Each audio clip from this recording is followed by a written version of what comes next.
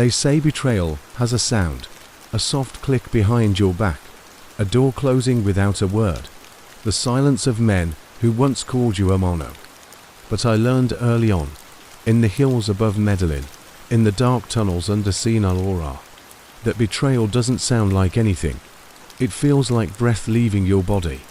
It feels like knowing too much to ever be safe again. My name is Raul Ortega, but the people who built the cocaine highways called me El Pulso, the Pulse, because nothing moved without me knowing. Nothing left the jungle without my nod. I was logistics, not a hitman, not a capo, not even a blood brother. Just the man who drew the maps others would bleed on. And in the summer of 1987, I took my first steps on a death road paved by Pablo Escobar. I was 19. My uncle, Miguel, ran jungle airstrips for the Medellín cartel. That meant fuel, lights, radio towers disguised as trees, and enough hush money to keep entire villages blind. He used to say, "Colombia doesn't need highways. We already have the clouds." I believed him. Until the first time I watched a Cessna crash, carrying 500 kilos of raw death and 3 burned men still holding cigars. Escobar came down that year. Not a messenger, not a voice on the phone. The man himself. He wasn't what the legends say. No gold chains or white suits. Just a polo shirt, sand-colored boots, and eyes like frozen oil. He didn't shake hands. He counted you. Like livestock, he counted me. I had designed a fuel station rotation that cut cartel flight delays by 42 minutes per load. They called it the ghost route. I called it survival. Pablo called it efficient. And that's how it began. I never saw the faces of the men I loaded. They never saw mine. That was how we kept our souls clean. But I knew what I was moving. Not just cocaine. Not just profits. I was moving bodies, indirectly. The junkies twitching in basements. The soldiers gunned down by FARP. The farmers disappeared for asking why their kids were coughing white powder. One night, in the pouring jungle rain, I watched a shipment delayed by lightning. We waited 6 hours while 2 armed teenagers guarded the runway. When the plane finally landed, the pilot leaned out and said, "You better keep this fast, hermano. There's a bounty for what's in back." I looked inside. Not bricks, not bags, a man, beaten, duct-taped, barely breathing. They were smuggling him out. The man was a judge, an honest one. And that night, I understood what it meant to serve Escobar. Not to work, to serve. You weren't a man in Medellín. You were a gear. For 2 years, I did my job. No questions. No sudden movements. We moved product through Honduras, Guatemala, and into Miami like ghosts in daylight. Every new efficiency I created earned me another bonus, another bulletproof truck, another reason not to trust my own reflection. But by 1990, the air was changing. The Americans were coming faster. The extradition orders were printed like lottery tickets. Escobar's paranoia was spreading like gasoline. Then came the mistake. A load of mine, rerouted without my permission, was intercepted by the D. 30 million lost. 3 men dead. It wasn't my error, but it bore my stamp. Someone inside sabotaged it. A name scrawled across the documents in my own handwriting, forged. When Escobar summoned me, I expected death. He greeted me with silence, sat me down in a room with no light, no table, just a tape recorder. He said, "You have 60 seconds to explain what you don't understand." I said nothing. He pressed play. It was my voice, allegedly, giving the reroute, a perfect mimic, or a perfect edit. I'd been set up. Pablo didn't blink. He didn't need proof. All he needed was the blood not yet on the floor. But before he gave the order, someone intervened. Gustavo Gaviria, his cousin, his consigliere.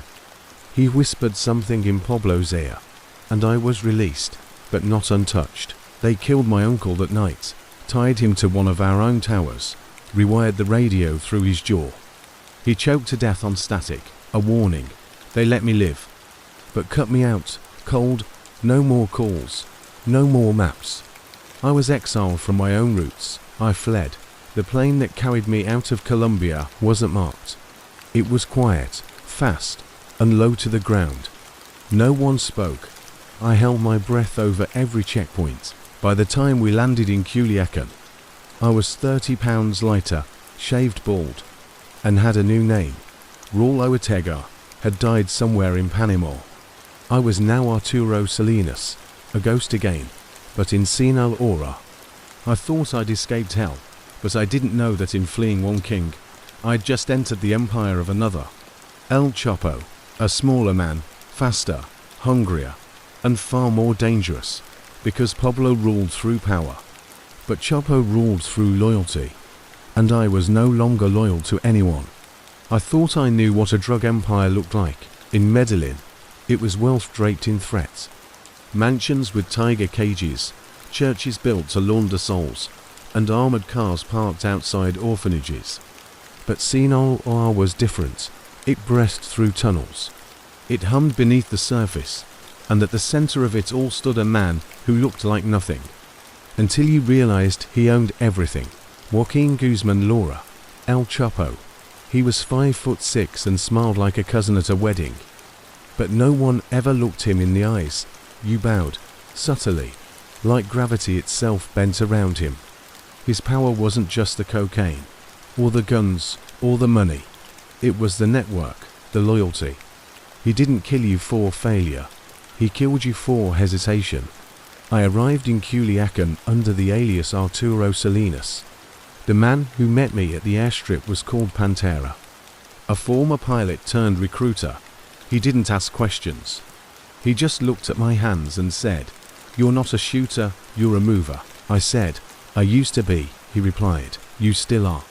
If you weren't, you'd be dead." And that's how it began.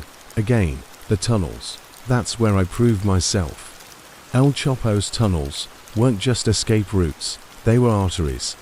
Dug beneath ranches, border fences, and warehouses, air-conditioned, electric, timed to the second, and El Pulso became the heartbeat. I rewrote the grid, mapped choke points, optimized oxygen delivery, created decoy tunnels that echoed the same dirt signature on seismic monitors. I did in 6 months what his engineers hadn't done in 6 years, and Chapo noticed. He didn't call me into a palace. He found me in the dirt, literally. One night I was waist deep in clay, fixing a broken pressure gauge, and there he was, squatting beside me like we were childhood friends building a fort. He said, "You used to work for Escobar." I froze. He nodded at the pipe in my hand. Escobar wouldn't get his hands dirty. That's why he's dead. Then he smiled. And I knew 2 things in that moment. 1, he'd known who I was all along. 2, he saw me not as a threat, but as a tool. And I was fine with that, because tools stay alive. But the Sinaloa cartel didn't run on fear alone. It ran on trust, and trust, in a place like that, is a blade. The loyalty tests came quickly. The first was small, a bribe to a customs agent that I had to deliver in person, while the agent's wife and children were visiting a ranch owned by Chapo's cousin. Nothing happened to them. But the message was clear: you're being watched, you're already in. The second test was worse. A shipment went missing. 27 kilos en route to no goals. The blame landed on a young coyote, Mateo. He was maybe 19. Baby-faced, nervous, always on time. I liked him. Chapo summoned me and said, "He worked under your route. What should I do?" I paused. Then I said, "Ask him." Chapo said, "That's not your job anymore." They brought Mateo in, crying, swearing he was innocent. I believed him. Chapo handed me a gun. Leadership is knowing who dies and who doesn't. Prove you're ready. I didn't shoot. I handed the gun back. Chapo didn't blink. He turned to his sicario, nodded, and the shot rang out behind me. Blood on my boots. My silence bought me a second chance. That was the real test. He wanted to know if I could stand close to death and still make decisions. I passed. I rose fast, became a node between the jungle labs and the desert exits. I knew every driver, every mule, every crooked patrol chief along the way. I controlled time again, and time, in our world, was the real currency, but I never forgot what they'd done to Mateo. And I never forgot why I left Pablo, because men like them, kings of death, didn't tolerate mistakes. And in their eyes, you were either a soldier or a threat. There was no retirement, no legacy. Just a grave with no marker, and a story someone else told wrong. That's when I began recording everything, not publicly. Not like a rat, quietly. Handwritten logs disguised as shipping manifests. Satellite images downloaded and saved in triplicate. Voicemails burned to encrypted disks. And one day, I did what I promised myself I'd never do. I reached out to someone from Medellín, not a friend. An accountant, the man who had seen my uncle's body. He owed me his life. Once, I told him, "I'm building an exit plan," he replied. "Then you've already been found out." I didn't sleep that night.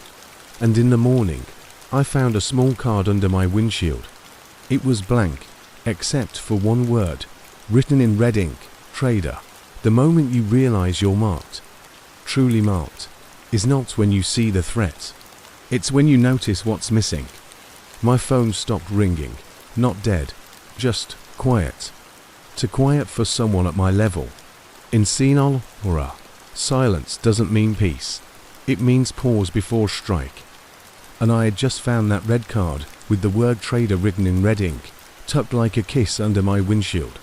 No name, no fingerprint, but enough intent to make my stomach turn to dust. That night, I didn't sleep in my safe house. I slept in a motel outside Mazatlan, alone, with a chair wedged under the doorknob and a mirror angled toward the hallway. I kept a gun under the pillow and a blade in my boot. When the sun rose, I was still breathing. That surprised me. The next morning, I went back to the warehouse compound. The one I helped design, the one I thought was mine. I walked through the corridors like I always did, nodding at the guards, the drivers, the girls packing crates with bananas hiding coke bricks, but no one looked at me, not really. And then I saw it. My office, stripped, not cleared, wiped, the desk removed. The wall monitor gone, the carpet ripped up, and beneath it, freshly poured concrete. Not new, recent. I knelt down, touched the corner. It was barely dry. I knew what that meant. Someone had found the wire I'd hidden in the floor 2 years ago. Back when I started recording secret meetings. Not live, not streaming, just for backup, my insurance. The fact that they found it meant someone was watching. Closely, too closely. I left calmly, didn't run. Running gets you shot. Instead, I visited an old tunnel outpost we'd decommissioned the year before. It was quiet, forgotten, still wired to the grid, barely. I locked myself inside, turned on a flickering bulb, and opened the hidden compartment behind the steel shelf. There were 3 things inside: a forged Honduran passport, a black duffel containing $700,000 in clean US bills, and a USB drive the size of a thumbnail. That drive held everything: GPS logs, shipment tracking, audio of men laughing about bodies buried in walls, Escobar's last manifest before his death, Chapo's first recorded hit, even a meeting between the 2 cartels' middlemen from 1992. A moment history forgot, but I didn't. It was my kill switch. And now, it was my only shield. I had 2 options: disappear again, flee to Belize or Portugal and vanish beneath a new name, never looking back, trade the devil for another one. I chose the second, because disappearing only delays death. But making yourself useful, that can buy you time. I flew to Mexico City under a fake ID, paid in cash, slept in the airport bathroom until sunrise. Then I walked into the US Embassy and told the security officer, "I have 10 terabytes of hell, and I'm already dead. So you might as well hear me out." They didn't believe me at first, but they listened. And when I played them the recording of El Chapo joking about the governor's daughter and what they did to her body, the room went cold. They moved fast. Within 12 hours, I was in a black van with no license plates, speeding through the outskirts of the capital. I was placed in a grey-walled safe house with American handlers who didn't wear suits or smiles, just earbuds and Kevlar. They called me Asset Zeta 3. They didn't need my name. What they needed was my mind, and I gave them everything.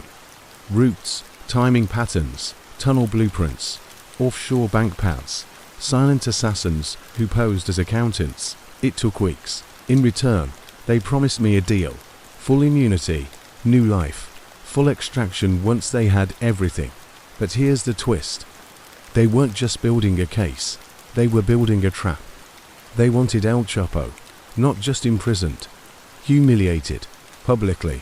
They asked me to walk back into the fire, to re-enter the Sinaloa network for one last job, feed Chapo false information, lead him to an ambush point, and walk away clean.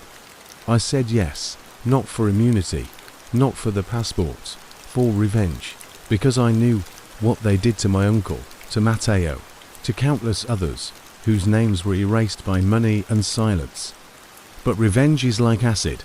It burns everything it touches. And I was already melting from the inside. The re-entry was fast. I sent word through a secondary channel. A courier girl who still believed I was innocent. I told her I had information Chapo would want. Nudie tracking software. A mole inside the Mexican Navy. The bait worked. I was summoned. Not to a compound, but a moving truck in the desert. Inside, Chapo, alone, watching me like I never left. He said only one thing. Tell me what you know. And if it smells right, you walk out of here. If it doesn't, you walk out of here in pieces. I told him everything, just enough truth to coat the lie.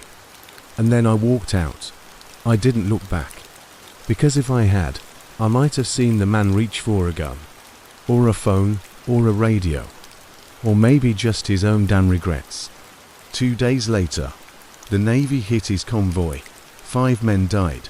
Chapo slipped through, but the damage was done. He knew I had betrayed him. Just like I betrayed Escobar. Just like I betrayed myself. You don't get to betray to kings and walk away untouched. The blood tax always comes. It started with whispers. A cousin in Bogota shot at his own birthday party. A safe house I once used in Oaxaca burnt ash. An American journalist I'd once spoken to found dead, with a silver coin in his mouth. Sinaloan signature. Each one was a warning, but the real price came in a voicemail. It was just 13 seconds long, no voice, just breathing. And in the background, a baby crying. My daughter, Sophia, 2 years old. Her voice unmistakable. They'd found her. They'd found my wife. They'd found me. Not through GPS or satellites, but through memory, the human web, a clerk I once paid. A cousin who married wrong. A photograph shared by a godson. That's how cartels work. They wait. They remember. They dig through your past like rats through old graves. I begged the Americans to move my family. They said, "We're working on it." But every second I waited felt like a noose tightening. So I moved them myself. I crossed the border dressed as a contractor. One hand on the wheel. One hand on a Glock. I picked up Sophia from daycare with tears in my throat. My wife, Mariana, didn't ask questions. She never had. She only said, "Is this it?" And I nodded. We drove 12 hours straight to Arizona. No headlights, no stops. When we reached the extraction house, the agents looked at me like I was a bomb that might go off. They said, "This wasn't the plan," I said. Neither was surviving. That night, as Mariana and Sophia slept on cots under a ceiling fan that clicked like a metronome, I sat outside and stared into the desert. The stars looked like bullet holes. I knew it wasn't over. Because with cartels, it never is. 3 days later, the feds made their move.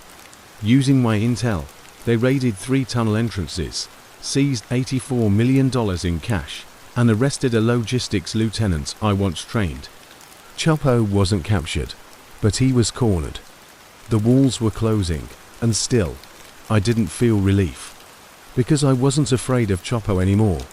I was afraid of Pablo's ghost. You see, there's something you learn only after serving men like Escobar and Guzman. They may die, their bodies may rot, but their networks don't.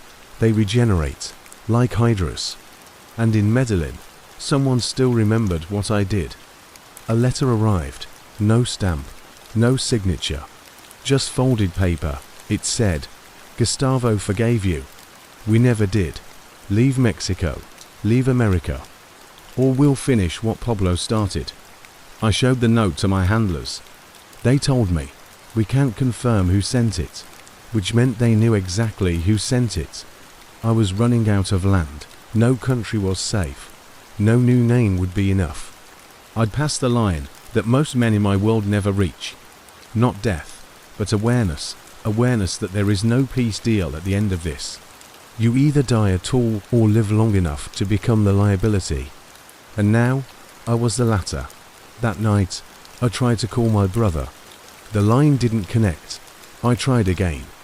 A robotic message. "This number has been deactivated." So I called his neighbor. An old woman who used to sell tamales on Sundays, she answered, whispered. They came in suits, not police, not government, but men who smiled too easily. "He's gone." I knew what that meant. I didn't cry. I just sat in the darkness and listened to the sound of my own breathing. It sounded like rust. I had paid the blood tax, not in my name, but in his, the only man who had ever stood by me during my Medellín exile. My last link to who I was before the maps, before the tunnels, before betrayal became my mother tongue. He was gone. And suddenly, I felt something I hadn't felt in years. Clarity.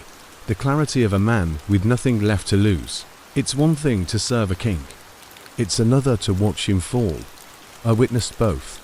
Not from a throne room, not from a courtroom, but from hotel rooms with paper-thin walls, flickering televisions, and a suitcase always half-zipped. When Pablo Escobar died, I didn't smile. I didn't cry either. I sat in a cheap motel in Paraguay, the air reeking of mold and exhaust, watching a grainy news broadcast of his body, lying on the red-tiled roof, blood blooming like a rose around his face. They said it was a shootout. It wasn't. It was a message. Not just to Colombia, or to the world, but to men like me. You were replaceable.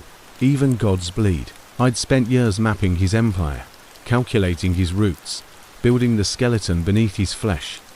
And in the end, he died chasing a phone call from his own son. No army, no last stand, just a radio ping and a bullet. I thought that would bring peace.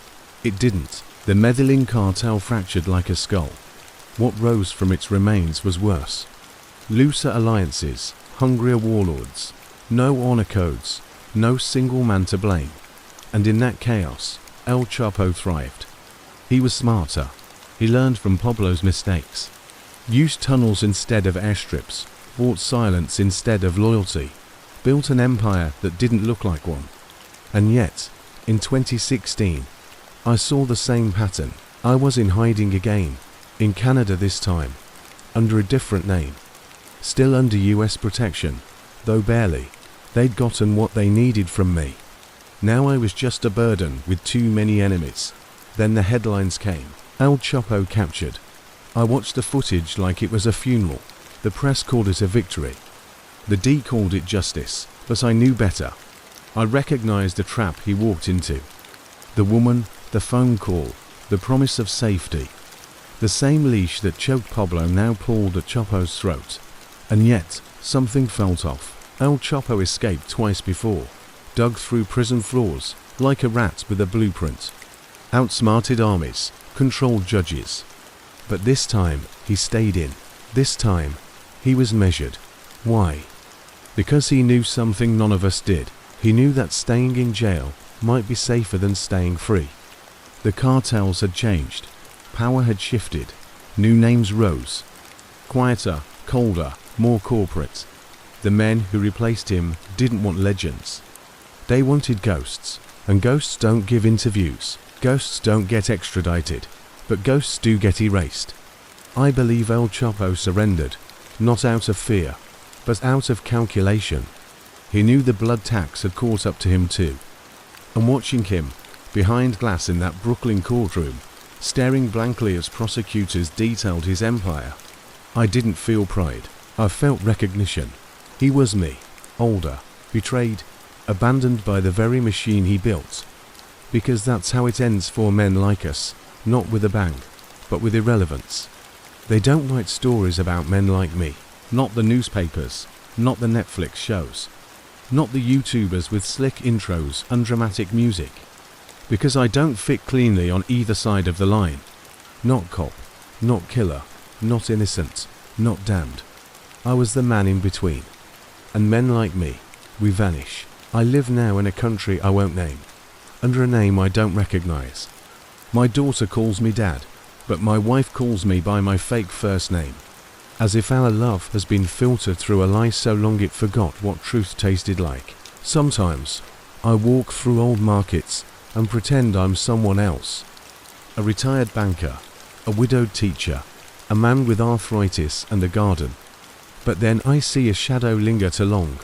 A man buying batteries who doesn't blink. A boy with a scar he couldn't have earned yet. And I remember, I'm not free. I'm just delayed. They never forget, the cartels, the handlers, the ghosts. Because I didn't just betray two kings. I documented them, and somewhere out there, in a vault I'll never see again, are the files I gave the Americans. The files that helped bring the world's most feared drug lord to trial. The ones they swore would be sealed forever. But secrets don't stay sealed. They leak. And if those files ever see daylight, I'll be the first to die. Followed by anyone who ever shared a drink with me. So I live small, quiet. And when I sleep, I see them. Pablo, on the rooftop, laughing as the bullet tears through his body. Chapo, behind glass, mouthing something I'll never forget. You're not smarter, just slower to die. Maybe he's right. But I don't regret it. Not the tunnels, not the betrayals, not even the lies. Because at the end of it all, beneath the blood, beneath the money, beneath the names changed and men buried, there is one truth I can't bury. I survived, not because I was brave, but because I was useful. And now I wait, for memory to fade, for justice to forget, for death to find a better target. Because kings may fall, but the man who knew too much, he just keeps running. If you made it to the end, you've seen what most people never hear, the story from the inside.